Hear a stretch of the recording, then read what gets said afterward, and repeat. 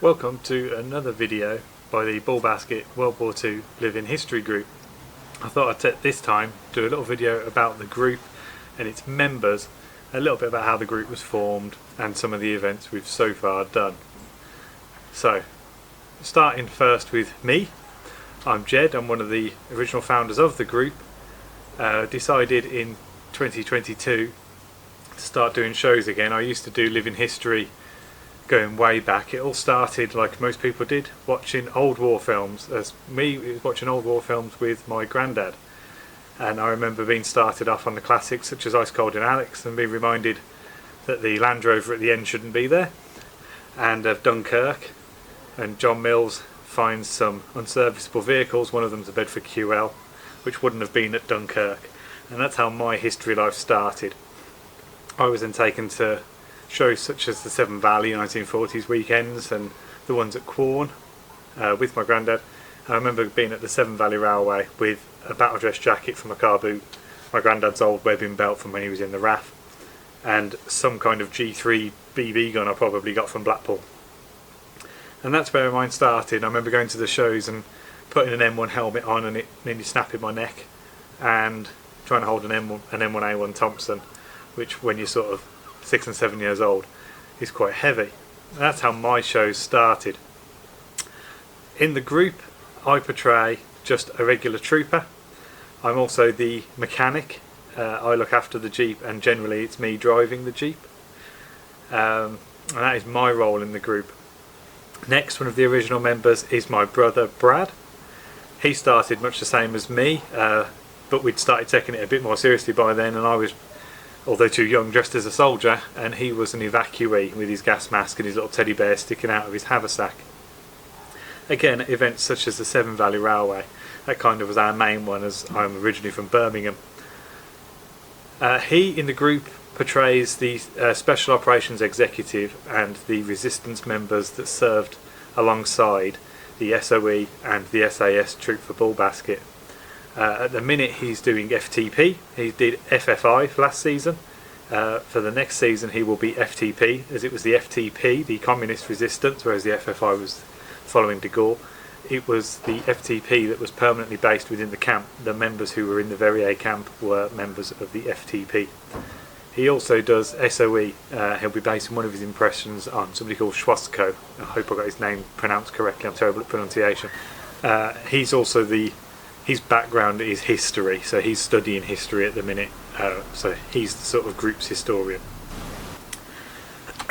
The next member is Chris, and by sheer coincidence Chris is my neighbour, and it took us a few years of living next to each other to realise that we both had huge World War II collections in our houses and we were only about 20 feet away. Once that happened, he'd never been involved in Live-In History or reenactment. He's a collector, specifically of the more original pieces.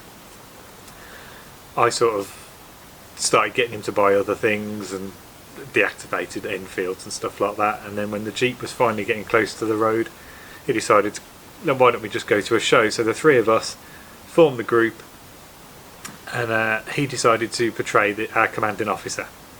Probably mostly because he had a £160 tent, so the nice big tent for the commanding officer. It seems to make sense. We started doing shows such as the Helston Railway, and when we were at the Helston Railway we bumped into somebody, our next member, Lawrence. Lawrence has extensive experience in the reenacting and Live-In History world. He's been doing it for many years. I believe it was 4-5 Commando his group is, with another member I'll get to in a minute. We met him at Helston Railway. He was portraying the Commando at the time, and we had to drive round in the Jeep and got talking, and he always says, I'm happy to, as he says, cherry berry up for an event. And we kept in touch, and he came to another event at Predanic with his display, Predanic anti-aircraft battery. He then got more and more efficient into the group and started buying more and more kit, and he became a fixture in the group. He did a lot of research. His thing is like me, obsessing over small things and really putting the research in, so studying pictures for hours and having wives look at us like we're total weirdos. He portrays the sergeant because his impression is sort of based on Sergeant Holmes with his M41 acquired US jacket, but also everybody knows that it's a sergeant that holds the group together, and Lawrence is definitely the spirit of the group. He's led the group pretty much where it is today. So he led us then to our fifth permanent member, which is James. James displays with Lawrence. They do 4-5 Commando on bicycles, and he is my machine gunner normally. He's normally on the Vickers K, and you can't get him away from it. And his sort of specialty is knowledge, especially of weapons. He'd be a sort of armourer, I suppose. Again, he portrays a trooper. He's also our poster boy because he became quite famous for his dig for victory. He made the cover of an international magazine on his bike. I'm sure he'll love me for mentioning that on YouTube, but there you go, James, be proud of it. So they're the 5 permanent members of the group. You'll see pictures like when we went to France with another member, and that's Jake. He's my longest friend. I've known him since I was about 4 years old. He's not in the living history world, but he came to France with us to experience it and wanted to dress up and be part of it, and he will be an occasional member of the group as we go through the season. The next and most important member of the group, the whole reason the group exists, they are definitely the soul of the group, and that would be the Willis Jeep, Bab. It is a 1946 CJ2A that we've converted into a wartime MB. It still needs a few finishing touches, but they'll be, as we go along, they'll be brought up in other videos, and I'll show you what we get up to and how we convert it. The Jeep is called Bab because my granddad has always wanted a Jeep, and being a good brummie, he calls everybody Bab. Don't matter when your age, your gender, you're Bab. So seeing as everyone's Bab, we figured the Jeep should be called Bab. The number on the side of the bonnet is not the one that you see on the original Bulbasket pictures. It's my granddad's service number. It's very much been built for him. He's the whole reason I'm into this, and my brother's into this, and he's a big supporter of the group, and he's always, it's why I'm here. So the Jeep has been built for him. Now, it started off as a sort of generic SAS Europe Jeep. It was covered in equipment, twin Vickers. It had a brain gun mounted on the side. It was going to have another Vickers on the back. But as we got specifically into Bulbasket and I started studying the pictures better, I realised that they were a lot more basic than that. It was the first time Jeeps were dropped in, they were parachuted in, so they were extra lightweight, and they didn't have as much stuff as you see either in the desert or later on in the war, or by some of the French ones that were glided in later. So we cut it right down, cut the equipment down.